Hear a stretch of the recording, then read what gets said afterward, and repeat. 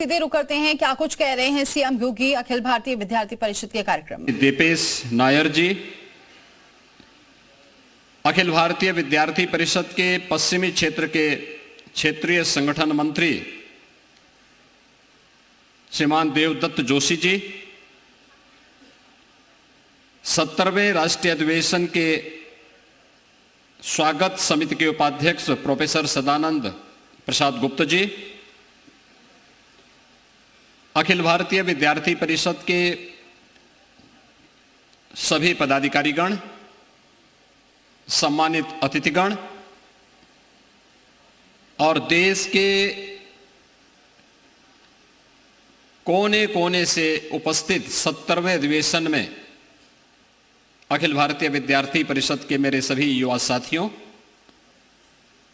क्योंकि गोरखपुर मेरा गृह जनपद भी है, इसलिए मैं इस 70वें राष्ट्रीय अधिवेशन के इस आयोजन में उत्तर प्रदेश में और वह भी गोरखपुर में आयोजित होने के लिए आप सबका मैं हृदय से स्वागत करता हूं, अभिनंदन करता हूं।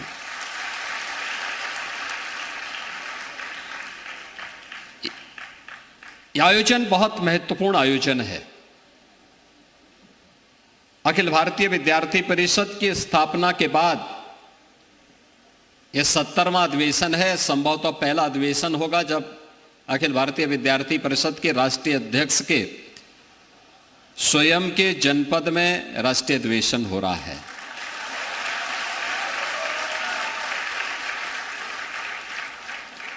तो मैं इसकी भी बधाई आप सबको देता हूं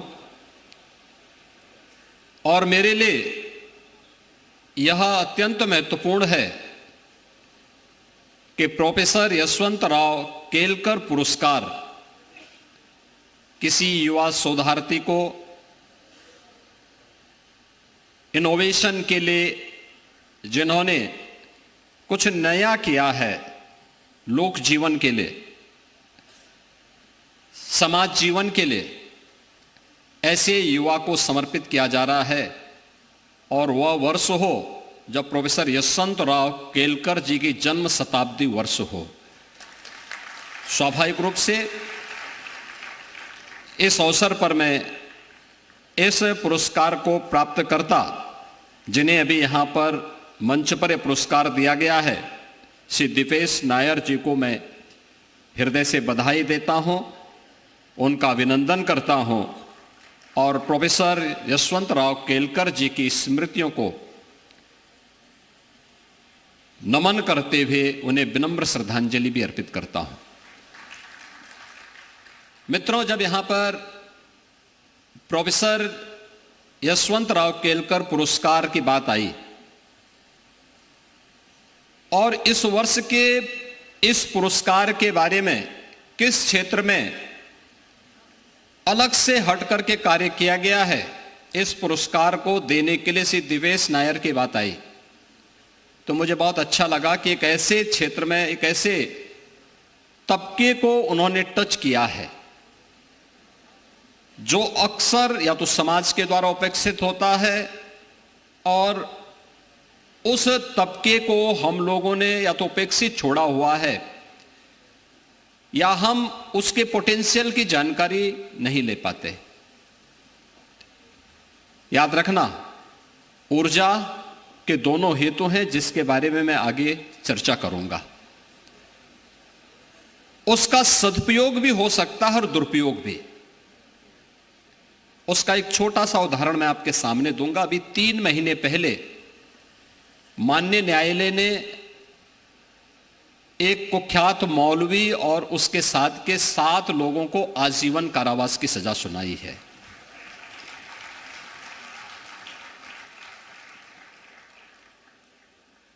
ये इसलिए सजा नहीं हुई कि वो मौलवी था,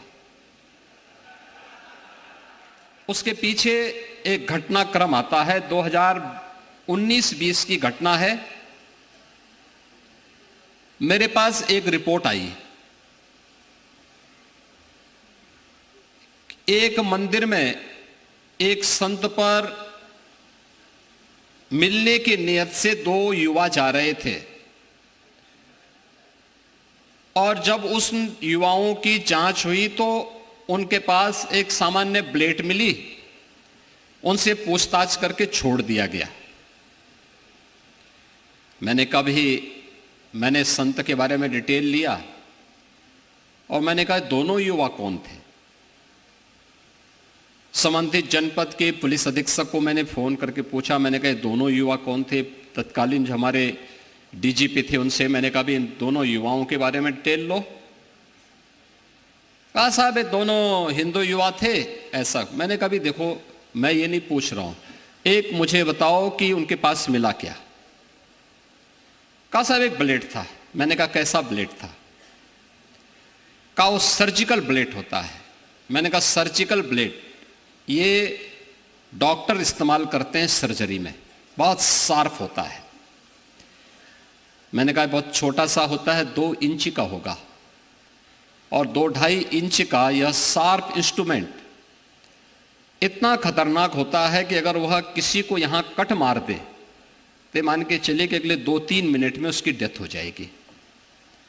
तो मैंने कहा भी इतने खतरनाक इंस्ट्रूमेंट को लेकर के जा रहे हैं और आप उसको हल्केपन से ले रहे हैं। मैंने कहा एक मालूम करो दोनों युवा वास्तव में जिस नाम से जो नाम उन्होंने बताया है ये नाम उन्हीं का है या छद्म नाम है। तो पूछताछ हुई तो उन्होंने पहले अपना नाम उसी जनपद का बताया था, बाद में उसमें से एक युवा ने कहा कि साहब एक उसने अपने दिल्ली का एड्रेस बताया, दूसरे ने हैदराबाद का बताया। मैंने कहा भी दोनों जगह भी मालूम करो और इनके बारे में डिटेल लो। पुलिस हर बार उन्हें पूछताछ करके छोड़ती थी लेकिन मैं पीछे पड़ा रहा। तीसरे दिन जानकारी मिली कि साहब इन दोनों युवाओं का दिल्ली में बटाला हाउस से किसी एक सज्जन से संबंध है। तो बटाला हाउस का नाम आते ही मैं और चौकन्ना हुआ। मैंने कहा बटाला हाउस ये वही जगह है जहां 2008 में दिल्ली में दिल्ली पुलिस के एक इंस्पेक्टर मोहनचंद शर्मा शहीद हुए थे आतंकियों से मुठभेड़ करते हुए। और बटाला हाउस में ये युवा जाते हैं तो मैंने कहा भी ये मान के चलो, पक्का मान के चलो कि दोनों युवा हिंदू नहीं हैं, आप इसको नोट करना, इनको पूछताछ करो। पूछताछ होती है, वे खुल लिए, उन्होंने बता दिया। उन्होंने कहा हाँ साहब हम लोगों के 3 पीढ़ी पहले हमारे पूर्वज इस्लाम स्वीकार कर लिए थे। अब चूंकि 3 पीढ़ी पूर्व हो चुका था तो लेकिन हम लोग फिर भी वे सच बोलने का नहीं, सच तो इनको अब बकना पड़ेगा। और इसके बाद जब हम लोग उसकी तह में गए तो वह उस सर्जिकल इंस्ट्रूमेंट को लेकर के गए थे एक संत की हत्या करने के लिए। खैर ये कार्रवाई आगे बढ़ी। हम लोगों ने कहा कि भाई ये बटाला हाउस में जिस सज्जन के पास जाते थे, देखो ये वास्तव में सज्जन ही है या कोई दुर्जन है। तो हम लोगों ने उसको बुलाना शुरू किया। एक बार आया तो फिर पुलिस ने छोड़ दिया, दूसरी बार आया फिर छोड़ दिया। मैंने कहा भी क्यों छोड़ दिया? कहा साहब वो तो एक सामान्य धर्मोपदेशक है। मैंने कहा क्या कोई हिंदू संत है क्या? कहा नहीं साहब। मैंने कहा उसका पूरा नाम? तो नाम भी उसका बड़ा अजीब था। तो मैं भौचक था कि सही नाम और सही तथ्यों को सबके सामने क्यों नहीं रखा जा रहा है। उसके बाद फिर हमने जब सख्ती से इस पे कार्रवाई आगे बढ़ाई तो हमने कहा भी उसके ऑफिस में जाकर के उसके पास कोई लैपटॉप होगा, उसका कंप्यूटर होगा, उससे जुड़े हुए अन्य उसके पास कुछ सामान होंगे, उसका फोन होगा, स्मार्टफोन होगा, इन सबको लीजिए और अपने कब्जे में लेकर के एक बार इसकी सघनता से जांच कर लो।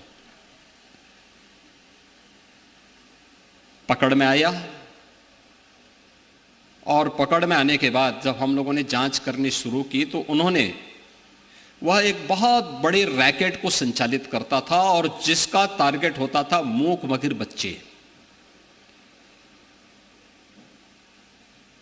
उसमें जब हमारी कार्रवाई चल रही थी तो सबसे पहले मेरे पास शिकायत आई गुड़गांव से, और गुड़गांव से एक महिला ने कहा कि साहब मेरे बच्चे को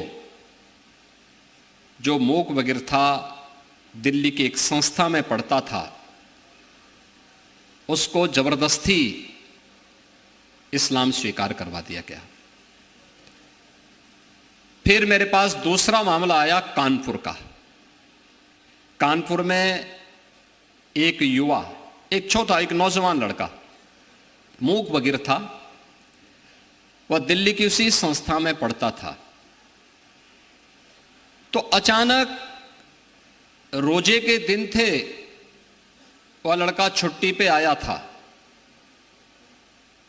तब तक कोविड-19 प्रारंभ हो चुका था और वह उस दौरान जब वह अपने घर आया था तो छुप करके वह दिन में कुछ नहीं खाता था। रात्रि को उसको जो भोजन मिलता था वह अतिरिक्त भी लेकर के अपने कमरे में रखता था। सुबह 4 बजे खा लेता था और दिन भर कुछ नहीं करता था। तो उसकी मां को संदेह हुआ, ये सब क्या है, ऐसे क्यों कर रहा है। तो उसने छुप करके देखा तो वह नमाज पढ़ रहा था। तो उसकी मां ने उसको कहा ये सब क्या कर रहे हो, तो अपनी मां को ही बोलने लग गया हो। अब उनकी समस्या क्या है, वो बोल भी नहीं सकता है, सुन भी नहीं सकता है, लेकिन वह ये सब कृत्यों में लिप्त हो गया। हमने कहा भी ये कैसे हो सकता है, जो व्यक्ति सुन नहीं सकता है, वो बोल नहीं सकता है, वह कैसे नमाज पढ़ सकता है, कैसे, कौन सिखा रहा उसको। तो फिर पता लगा कि बटाला हाउस से जुड़ी हुई उस संस्था के द्वारा,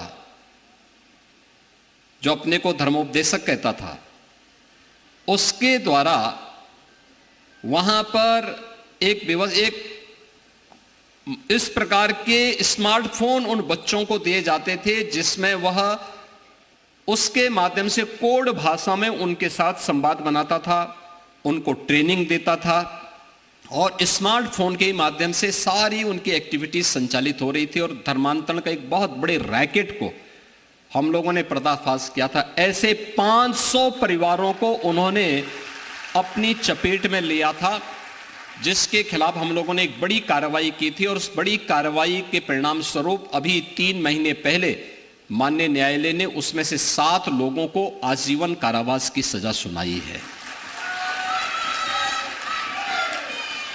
आप याद करिए, आप ही के बीच में छुपे हुए ऐसे लोग जो छद्म रूप में धर्मांतरण की राष्ट्र विरोधी गतिविधियों को संचालित कर रहे हैं, लेकिन हम लोग ये मानते हैं कि ये लोग सपोर्ट कर रहे हैं। वे सपोर्ट नहीं कर रहे हैं, वे सेवा की सौदेबाजी कर रहे हैं। और उस सौदेबाजी पे लगाम लगाना, उसको देखना समाज के प्रबुद्ध जनों का, समाज से जुड़े हुए जागरूक नागरिकों का यह दायित्व बनता है। यह केवल एक संगठन का काम नहीं, किसी सरकार का मात्र कार्य नहीं, बल्कि हर राष्ट्रभक्त का कार्य होना चाहिए, हर जागरूक नागरिक का कार्य होना चाहिए। और यही कार्य यहां पे टीस जैसी संस्थाएं, यहां पर दिपेश नायर जैसे नौजवानों के माध्यम से कर रही हैं और ये अभिनंदनीय प्रयास है। मैं इसके लिए दिपेश जी आपका और आपकी पूरी टीम का हृदय से अभिनंदन करता हूं, स्वागत करता हूं। आज आपको यहां पर प्रोफेसर यशवंतराव केलकर युवा पुरस्कार से आपको सम्मान किया गया। सचमुच इस सम्मान का गौरव बढ़ा है, क्योंकि छद्म रूप से जो लोग हमारे बीच में, हमारे ही लोगों को तोड़ करके धर्मांतरण की राष्ट्र विरोधी गतिविधियों को बढ़ावा देने के लिए जिस प्रकार के षड्यंत्र कर रहे हैं, उनके एक बड़े नेटवर्क को आपने एक ब्रेकर दे दिया है अपने संस्था के माध्यम से कि नहीं, आप आगे नहीं बढ़ सकते, ये लक्ष्मण रेखा है। उस लक्ष्मण रेखा को आपने तय किया, आपकी संस्था तय कर रही है और ये सबकी जिम्मेदारी बनती है। आज तो दिव्यांगजनों के लिए प्रधानमंत्री मोदी जी के नेतृत्व में 4% आरक्षण की सुविधा दी जा रही है और 16 से अधिक कैटेगरी को इसमें लिया गया है। अगर थोड़ा भी हम उन्हें प्रशिक्षित कर लें, थोड़ा भी उनके लिए एक प्लेटफॉर्म उपलब्ध करवा लें, तो वह जीवन के प्रत्येक क्षेत्र में आगे बढ़ सकते हैं। और याद करिए, प्रतिभा किसी व्यक्ति, किसी जाति, किसी मत और मजहब की मोहताज नहीं होती है, हर एक जगह छुपी हुई है। अगर ईश्वर ने कहीं कमी की है तो उसकी पूर्ति भी करता है, याद रखना, उसकी पूर्ति भी करता है। और उसकी पूर्ति में हम सब सहभागी बन पाएंगे तो ये ईश्वरीय कार्य होगा। और ईश्वरीय कार्य से जुड़े हुए हैं आज के यशवंतराव केलकर पुरस्कार प्राप्तकर्ता श्री दीपेश नायर।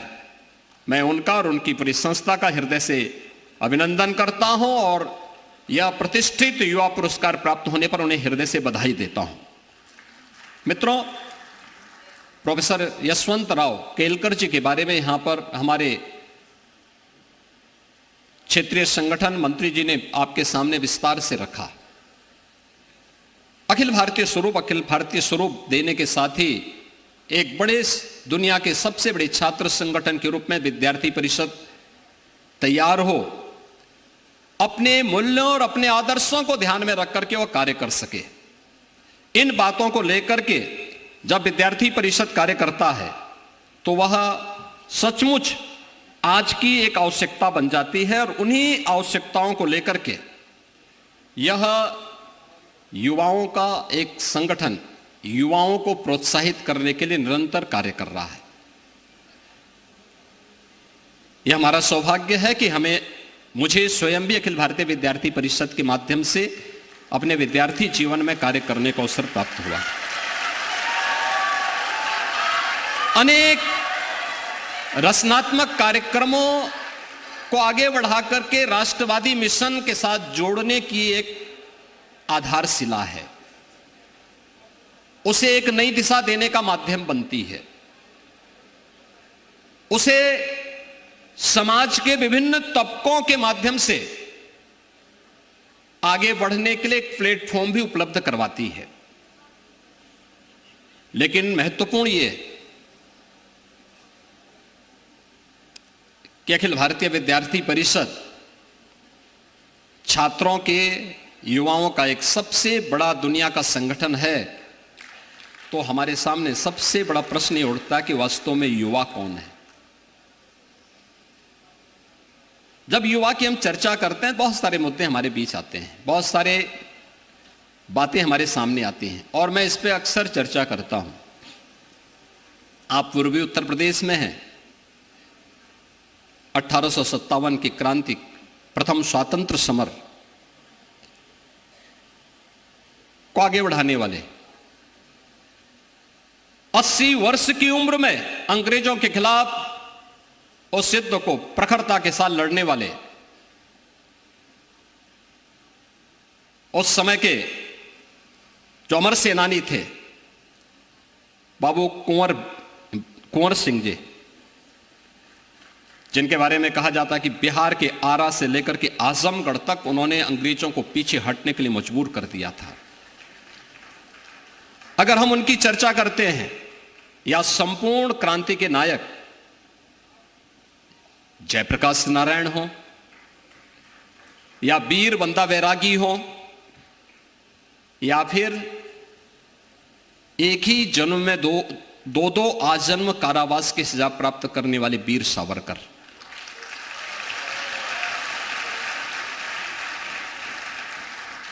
यह भी तो युवा ऊर्जा के ही प्रतीक थे। उनकी आयु नहीं, उनकी शारीरिक अवस्था से नहीं, बल्कि उनके द्वारा दी गई प्रेरणा युवा ऊर्जा की ही प्रतीक थी। अक्सर हमारी शास्त्रीय परंपरा में जब हम बात करते हैं तो हमारे देश में जो शास्त्रीय परंपरा है वो ये मानती है कि 2 वर्ष तक के बच्चे को हम शिशु कहते हैं, 5 वर्ष तक के बच्चे को हम कुमार कहते हैं और 15 वर्ष तक के बच्चे को किशोर कहते हैं। लेकिन 16 वर्ष से लेकर के 40 वर्ष तक की उम्र वही होती है जो युवा ऊर्जा की प्रतीक मानी जाती है, और यही युवा ऊर्जा हम लोग अक्सर मानते हैं। और यही कारण है कि यह ऊर्जा जब भी अंगड़ाई लेती है, जिस राष्ट्र के पास इस प्रकार की युवा ऊर्जा होती है, प्रतिभाशाली युवा ऊर्जा होती है, वह उस राष्ट्र के उज्जवल भविष्य की गारंटी भी होती है। और इस दिशा से भारत सबसे सौभाग्यशाली राष्ट्रों में है कि दुनिया का सबसे युवा देश भारत है। 56% आबादी हमारी युवा है, और वह युवा जीवन के प्रत्येक क्षेत्र में आज कार्य करते हुए देश को एक नई दिशा देने का काम कर रही है। जब हम युवाओं की बात करते हैं तो आप शास्त्रों का, पुराणों का और इतिहास का अवलोकन करेंगे तो आपको लगेगा कि जब भी अंगड़ाई ली है तो युवा शक्ति ने ही ली है। याद करिए रामायण काल को। उस समय प्रभु राम ने एक संकल्प लिया था, उनको वनवास हुआ। उन्होंने देखा कि राक्षस जंगल में, वनों में ऋषि मुनियों को मार रहे हैं, वहां के वनवासियों, गिरवासियों का शोषण कर रहे हैं, प्रताड़ित कर रहे हैं। ऋषि मुनि को मानने का मतलब, उनको प्रताड़ित करने का मतलब, वनवासी गिरवासियों को प्रताड़ित और शोषण करने का मतलब क्या था? भारत की ज्ञान की परंपरा को अवरोध करना, भारत के शोध और इनोवेशन के कार्यक्रम को बाधित करना, और वनवासी और गिरवासियों को शोषण का शिकार बनाने का मतलब था भारत की एकता को खंड खंड में विभाजित करना। और तब भगवान राम को एक संकल्प लेना पड़ा था कि निस्सरहीन करो मही भुज उठाए प्रणकीन। यानी इसका संकल्प लेने वाले प्रभु राम हो, या फिर कंस के आतंक से त्रस्त मथुरा को भयमुक्त वातावरण देने वाले, उस भयाक्रांत से मुक्त करने वाले, परित्राणाय साधुनाम विनाशाय च दुष्कृताम का संदेश देने वाले प्रभु श्री कृष्ण, या फिर पूरी दुनिया को निर्वाण का संदेश देने वाले, या अप दीपो भव के माध्यम से अपने अंदर के ज्योति को देखने की प्रेरणा प्रदान करने वाले भगवान बुद्ध हो या महावीर, इन सबके जीवन को लें, या फिर आदि शंकराचार्य मात्र 32 वर्ष की आयु तक जिए थे। मित्रों, अगर आप युवाओं की स्थिति को देखें, वीर अभिमन्यु महाभारत के सबसे ऊर्जावान युवाओं में हैं। जब 7 महारथी उन्हें घेर रहे हैं तो वीर अभिमन्यु की आयु मात्र 16 वर्ष की थी। 16 वर्ष का एक युवा महाभारत के युद्ध में अपने शौर्य का परिचय दे रहा है, और एक नहीं कई कई कौरवों के महारथी घेर रहे हैं उनको। तब जाकर के वह वीर अभिमन्यु पर तब भी वह विजय प्राप्त नहीं कर पा रहे हैं। यह स्थिति उस कालखंड की थी। या फिर 1.25 लाख से एक लड़ाऊं तो गोविंद सिंह नाम कहाऊं, खालसा पंथ के संस्थापक गुरु गोविंद सिंह जी महाराज।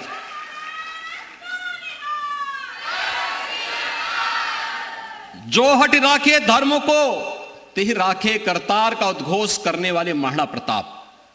याद करिए, 27 वर्ष की उम्र में हल्दी घाटी का पहला युद्ध महाराणा प्रताप ने लड़ा था, मात्र 22,000 सैनिकों के साथ।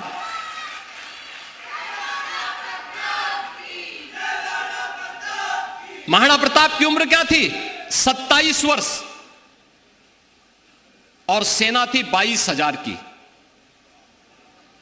अकबर की सेना थी 1 लाख से अधिक।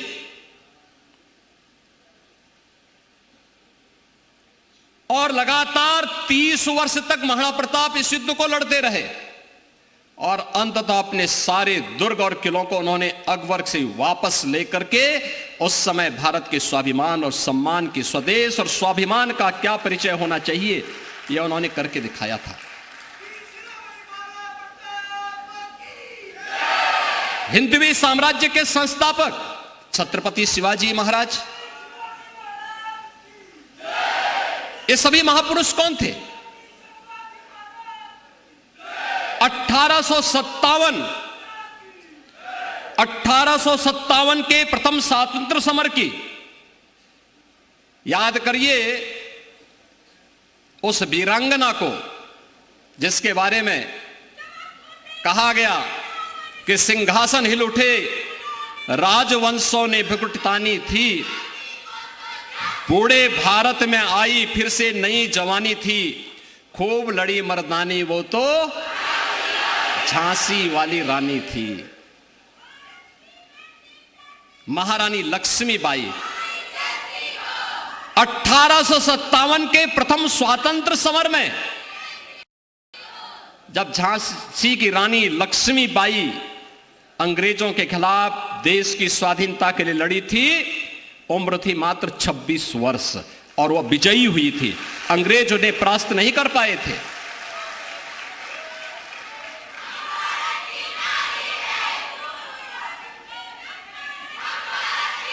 तुम मुझे खून दो, मैं तुम्हें आजादी दूंगा, इसका संदेश देने वाले नेताजी सुभाष चंद्र बोस हो या फिर हे इस भारतवर्ष में 100 बार मेरा जन्म हो, कारण सदा ही मृत्यु का देशोपकारक कर्म हो, इसका उद्घोष करने वाले काकोरी ट्रेन एक्शन के महानायक पंडित राम प्रसाद बिस्मिल, ठाकुर रोशन सिंह, अस्फाउल्लाह खां, चंद्रशेखर आजाद, राजेंद्र प्रसाद लाहिड़ी,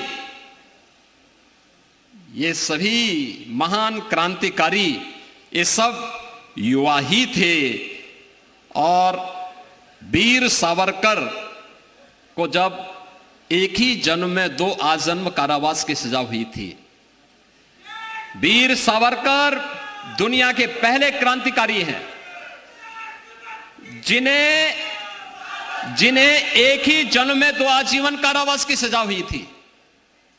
उस समय वीर सावरकर की उम्र मात्र 28 वर्ष थी। और याद करिए गुरु गोविंद सिंह जी महाराज के 4 साहबजादों को, साहबजादा अजीत सिंह, साहबजादा जुझार सिंह, साहबजादा फतेह सिंह, साहबजादा जोरावर सिंह। क्या उम्र थी? 7 साल, 9 साल, 11 साल, 14 साल, यानी ये सभी उस उम्र में देश के लिए लड़ रहे हैं, धर्म के लिए लड़ रहे हैं और पूरी दुनिया के अंदर। और विद्यार्थी परिषद अक्सर उन कार्यक्रमों में सहभागी बनता है जिन्होंने पूरी दुनिया को संदेश दिया था भारत की वैदिक परंपरा के बारे में और कहा था गर्व से कहो हम हिंदू हैं।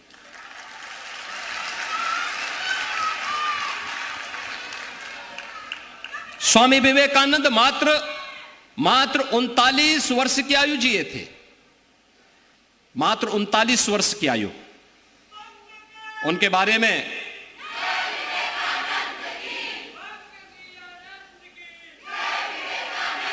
स्वामी विवेकानंद ने के बारे में गुरुदेव रविंद्रनाथ टैगोर ने एक बात कही थी।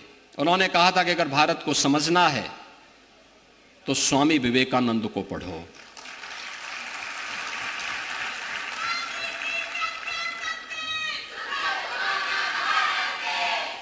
याद रखना, युवा केवल भारत में ही नहीं, दुनिया के अंदर भी जहां इस युवा ऊर्जा का सम्मान हुआ है, सही दिशा मिली,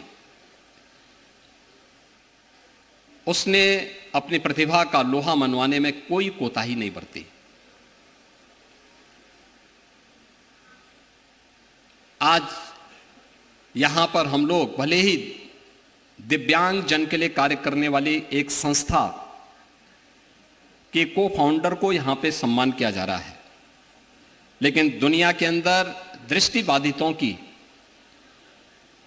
पहली जो प्रेस हुई थी ब्रेल लिपि में, वह उसके जो लुइस ब्रेल थे, उन्होंने मात्र 15 वर्ष की अवस्था में ब्रेल लिपि का आविष्कार किया था, मात्र 15 वर्ष की आयु में।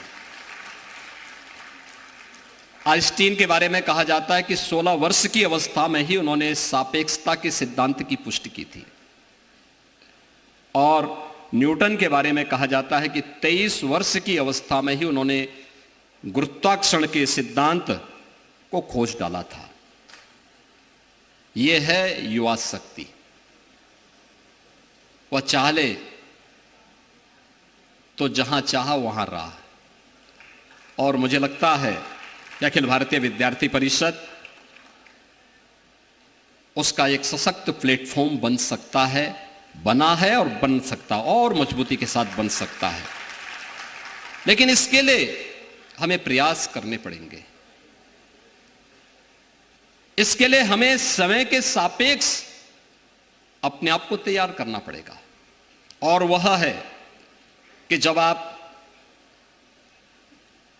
अखिल भारतीय विद्यार्थी परिषद की बात करते हैं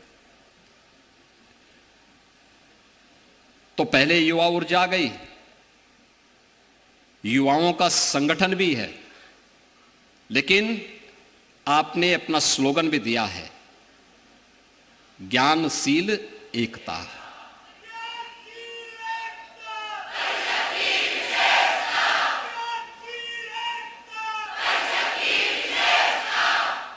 ज्ञानवान बनने के लिए मुझे लगता है कि भारत से बड़ा, इससे बड़ा आग्रही कोई दूसरा नहीं रहा होगा दुनिया में। श्रीमद् भगवद गीता ने तो इसके बारे में कहा है कि नहीं ज्ञानेन सदृश्यम पवित्रम ही विद्यते, यानी ज्ञान की परंपरा से पवित्र भारतीय मनीषा ने किसी अन्य कार्य को नहीं माना, और यही कारण रहा है कि हमारे यहां ऋषि परंपरा का प्राचीन काल से ही बड़ा सम्मान रहा है। दुनिया के अंदर जहां कहीं भी जिस भी स्टेज पर यह आवश्यकता पड़ी, भारत के ऋषि मुनियों ने, भारत के ज्ञान के वाहक उन महापुरुषों ने एक नया संदेश भी दिया। और मैं उसी संदर्भ में आज आप सबसे कहना चाहता हूं कि वास्तव में ज्ञानवान बने हम आज की तकनीक, विज्ञान और तकनीक से भागे ना। विज्ञान कुछ और थोड़े है। हमारे जीवन में कोई भी नया ज्ञान आ जाए वही विज्ञान है। हमारे जीवन में कोई भी नई तकनीक आ जाए, उस नई प्रौद्योगिकी के प्रति आग्रही बनना, वही वैज्ञानिक सोच है, वही वैज्ञानिक मानसिकता है। लेकिन हमें उससे भागना नहीं है। हम उससे अगर भागेंगे तो समय के सापेक्ष चलना यह आज की आवश्यकता है। काल का प्रवाह किसी का इंतजार नहीं करता, समय का प्रवाह भी किसी की मोहताज नहीं होती है। वह देश काल और परिस्थितियों की परवाह के बगैर, व्यक्ति जाति मत और मजहब की परवाह के बगैर अपने कार्य, अपने चक्र को चलाता रहेगा। अगर हम उस प्रवाह का हिस्सा बन करके उससे 10 कदम आगे बढ़ने की सोच पाएंगे तो आगे बढ़ पाएंगे, अन्यथा पीछे हटने के लिए मजबूर होना पड़ेगा और उस काल प्रवाह के स्वयं शिकार हो जाएंगे। मुझे याद है 1990 के प्रारंभ में जब देश भर के सरकारी बैंकों में कंप्यूटराइजेशन की शुरुआत हुई थी, शुरुआत में उसका भारी विरोध हुआ था। लोगों ने कहा कि साहब ये नई तकनीक आ गई, ये लोगों को बेरोजगार कर देगी। बहुत विरोध हुआ था, लोगों ने तरह तरह की बातें कही, लेकिन आज आप देख रहे होंगे जो उन्होंने बात कही थी, आज तो पूरी दुनिया आपके स्मार्टफोन में कैद होकर के रह गई है। और कहां तक टेक्नोलॉजी जा रही है। कंप्यूटर के लिए विरोध नहीं हुआ, इससे पहले प्रेस आया था तो हाथ से लिखने वाले जो लोग थे उन लोगों को लगा कि साहब अब हमारा धंधा चौपट होगा। वे लोग हड़ताल पे कर लिए, विरोध प्रदर्शन शुरू हुए और हवाई जहाज, एटीएम, माइक्रोवेव, इंटरनेट, जीपीएस, यानी ये लगातार सोशल मीडिया, ये सभी एक एक करके आगे बढ़ते गए और सबको विरोध झेलना पड़ा।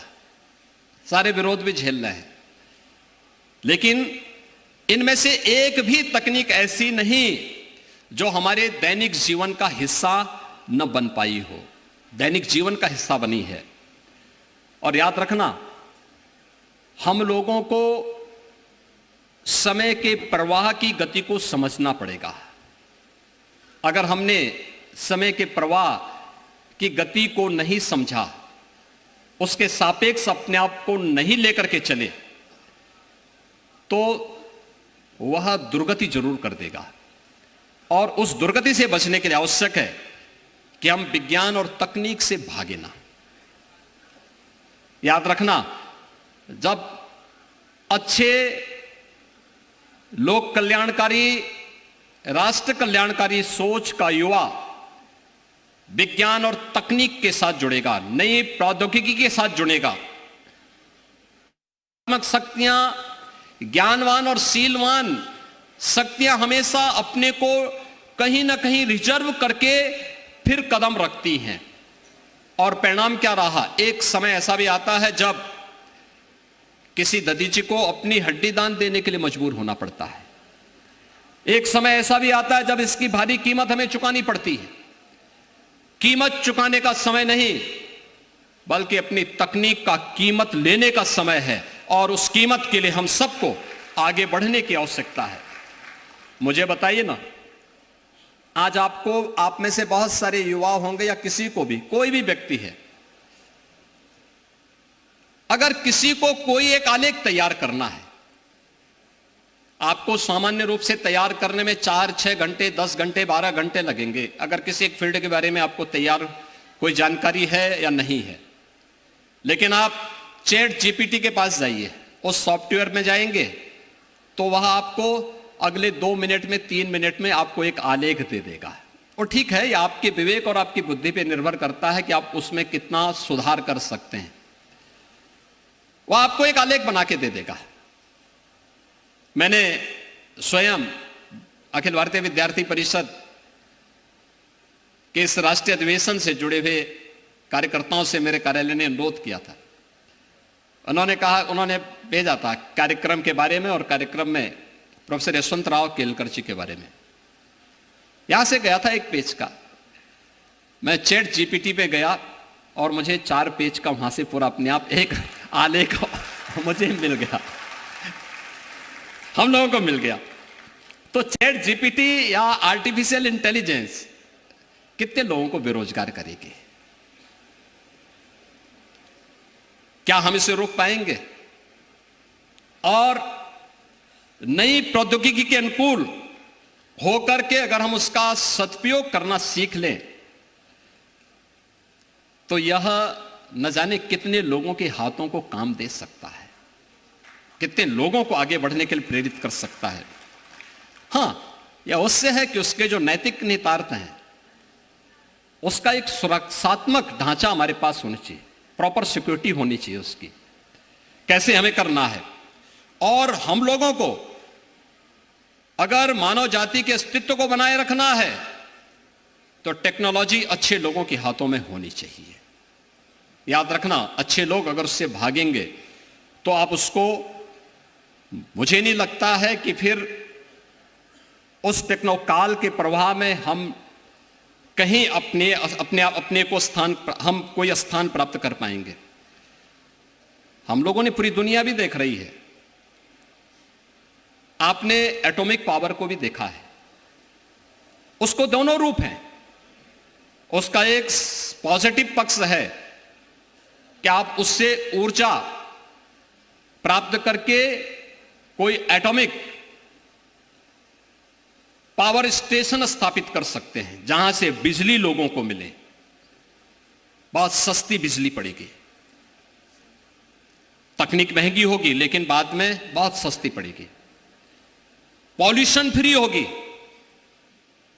लेकिन दूसरा पक्ष उसका वह भी है कि एटम बम बना करके मानवता के विनाश का बीज भी उसमें निहित करता है।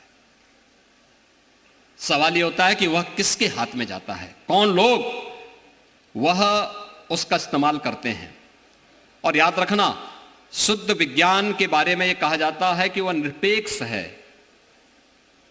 उसके बारे में कहा जाता है कि वह वास्तव में ऑब्जेक्टिव है। मनुष्य की बुद्धि ही सब्जेक्टिव है, वो चेक करता है, देखता है, जाति मत मजहब देख करके फिर उसके अनुसार उसको तय करता है, और उससे किसी का भला नहीं होने वाला है। और अब तो हम लोग कहां पहुंच रहे हैं, यानी आर्टिफिशियल इंटेलिजेंस के बाद ऑटोमेशन आ गया, क्रिप्टो करेंसी और ब्लॉकचेन आ गया, आईओटी यानी इंटरनेट ऑफ थिंग्स वहां आ गया है, बायोमेट्रिक तकनीक किस रूप में आ चुकी है वह किसी से छुपा हुआ नहीं है, और कहां तक पहुंच चुके हैं। सबकी प्राइवेसी भी आज कंप्रोमाइज्ड हो चुकी है, कोई उससे अपने आप को नहीं कर सकता। यानी केवल अभी तक फोटोशॉप के बारे में सुनते थे, अब तक हम लोग डॉक्टर तस्वीरों के बारे में सोचते थे, लेकिन अब तो पूरी की पूरी फिल्म ही जनरेट हो जा रही है हूबहू आवाज के साथ। आपने देखा होगा अभी पिछले कुछ दिनों 2-3 बड़े साइबर अपराध के मामले यूपी में आए थे। हमारे सरकार के एक मंत्री को उसके पुत्र की आवाज में आवाज आए कि इतना पैसा आप जमा कर दीजिए और नहीं करेंगे तो फिर बेचारा क्या, बाद में पता लगा कि ये तो सब गलत है। यानी पूरी की पूरी आवाज, पूरी उसकी आवाज और उसकी फोटो के साथ पूरी फिल्म सामने आ गई और सब फेक था, डीप फेक वहां तक जा चुका है। और उस तक मुझे लगता है कि वह एक खतरा उसका भी है। जब टेलीफोन आया था, मोबाइल फोन आया था, यानी मोबाइल फोन आया था, मुझे याद है गोरखपुर में भी 1999-2001 में मोबाइल फोन मिलने प्रारंभ हुए। और मोबाइल फोन मिलने प्रारंभ हुए तो मेरे गुरुजी ने मुझे एक मोबाइल फोन उपलब्ध करवाया। ओसा का इतना बड़ा फोन होता था, मिला। इनकमिंग और आउटगोइंग दोनों का उसमें 16 रुपये पर कॉल लगता था। तो मैंने 1 महीने इस्तेमाल किया, उसका 10,000 रुपये बिल आया। तो मेरे गुरुजी ने कहा कि पैसा तो तुम्हें अपने पास से भरना पड़ेगा, तो मैंने वो वापस कर दिया।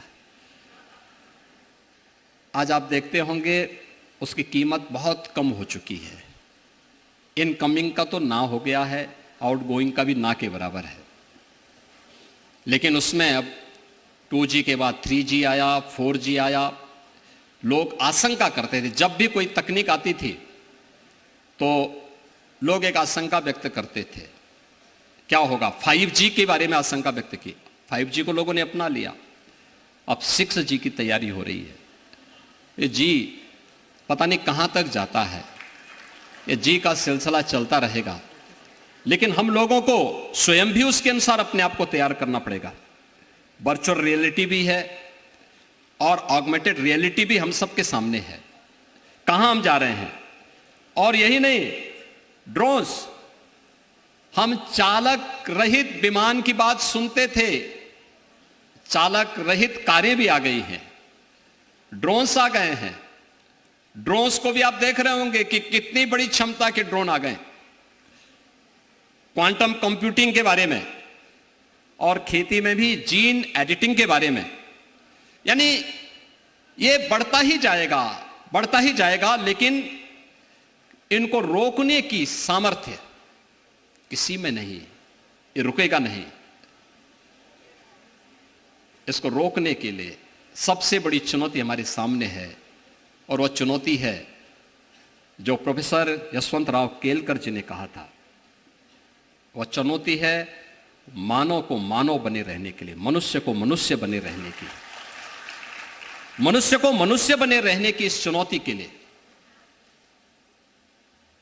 उसको ज्ञानवान होना पड़ेगा, उसको शीलवान होना पड़ेगा, उसको वैदिक परंपरा के इस उद्घोष को अंगीकार करना पड़ेगा जो हमारा वैदिक परंपरा कहती है, सम गच्छध्वम सम बदध्वम सम नो मनासी, जानताम के इस उद्घोष को अंगीकार करते हुए कि सब एक साथ चलो, एक साथ बोलो, एक साथ सोचो, एक टीम वर्क के साथ एक धर्म के बारे में।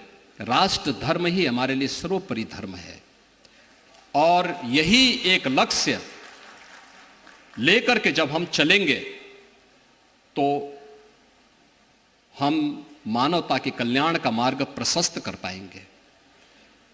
याद रखना, राष्ट्र धर्म के मार्ग में जो चुनौतियां हैं, उन चुनौतियों का सामना परस्पर एकता से ही संभव हो पाएगा।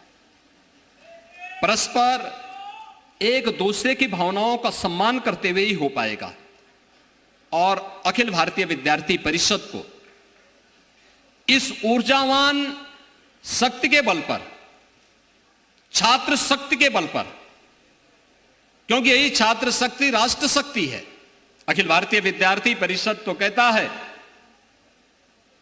कि युवा कल का नहीं आज का नागरिक है, और आज का नागरिक है तो उसको हम लोग आज के दिन पर ही उस राष्ट्र धर्म के मार्ग पर आगे बढ़ा करके, देश के यशस्वी प्रधानमंत्री ने देश के सामने देश की शताब्दी वर्ष के लिए जो टारगेट तय किया है, कैसा भारत चाहिए, वह विकसित भारत, विकसित भारत के लिए आत्मनिर्भर भारत, आत्मनिर्भर भारत के साथ साथ एक स्वावलंबी भारत, और उस स्वावलंबी, आत्मनिर्भर और विकसित भारत की परिकल्पना को साकार करने के लिए हम सबको मिलकर के कार्य करना होगा। अखिल भारतीय विद्यार्थी परिषद इस दिशा में एक सकारात्मक पहल को लेकर के आगे बढ़ रहा है। यह अत्यंत अभिनंदनीय है, और 70वां अधिवेशन यहां पे बाबा गोरखनाथ की इस पावन धरा पर दुनिया के सबसे बड़े आध्यात्मिक प्रेस, गीता प्रेस की इस कर्म भूमि पर महान क्रांतिकारी शहीद बंधु सिंह और पंडित राम प्रसाद बिस्मिल के इस क्रांति धरा पर यह 70वां अधिवेशन, और इसमें भी प्रोफेसर यशवंतराव केलकर युवा पुरस्कार सम्मान का आयोजन अत्यंत सराहनीय पहल और अभिनंदनीय है। मैं एक बार फिर से पुरस्कार प्राप्त करता श्री नायर को हृदय से उनको बधाई देता हूं, उनके कार्य की सराहना करता हूं और विश्वास व्यक्त करता हूं टेक्नोलॉजी हम उन लोगों तक भी जरूर पहुंचाएं जो लोग अब तक इससे वंचित हैं और उसके लाभ से किन्हीं कारणों से उन्हें रोका गया है। अगर हम उन तक पहुंचा पाएंगे तो राष्ट्र की अपूर्णीय क्षति करने वाले नकारात्मक ताकतों को हम परास्त करने में सफल होंगे। इस संपूर्ण आयोजन के प्रति मेरी मंगलमय शुभकामनाएं हैं। धन्यवाद। जय हिंद।